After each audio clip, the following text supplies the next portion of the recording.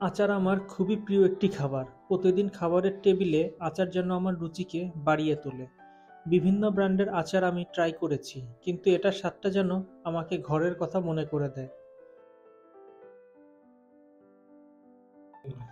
বুঝলেন ভাই, প্রতিদিন ভাতের সাথে আচার না থাকলে আমার তো ভাত খাওয়াটাই ঠিক মতো জমে না।